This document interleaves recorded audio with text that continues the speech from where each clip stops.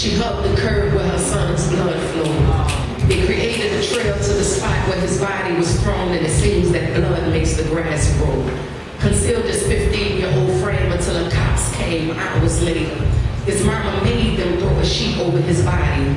She was surprised that whoever found him didn't take his chain or his change. But some things, they never change, especially chains. Forever the aim. See, we'll make more slaves, keep the masses enslaved. But to enslave is to be a slave, because no one can be authentically free and then prevent others from being the same. But this is all in act, a strategically played game in which the players be posing to be. But look, we poets, right? We supposed to be posted for freedom. So in the midst of the swaying breezes, we'd be sort of like that tree, or maybe more like that small axe, ready and willing to chop down anything that negates us from the path of liberation. So even if concrete situations lead us astray, we tend to revive inside that power to create, to never again allow the demons to destroy our faith. So rise, ye mighty people, and even when it seems that we cannot be put back together again, we begin to call on Mama Isis to mend our bodies back together like Osiris's. We dealing with a resurrection here,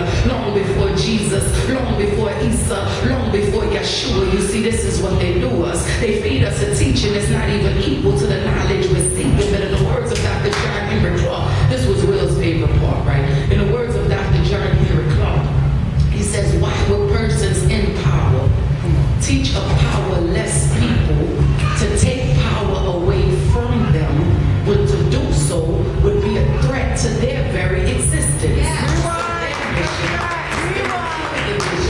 Then stick us in a system where a grave or a prison or the means to an end, and we suffer a sickness. But the enemy considers the remedy to be more domination, more repression, both cloaked in terror. Then they call it freedom or peace or equality. But while calamity constantly befalls our communities, and the media feeds us imagery of Iraq and Iran, we're asking, what about the millions that's killed in the Sudan? Or what about the millions being killed in this land? Or what about the millions that exchange hands? Or what about the blood on the government's hands?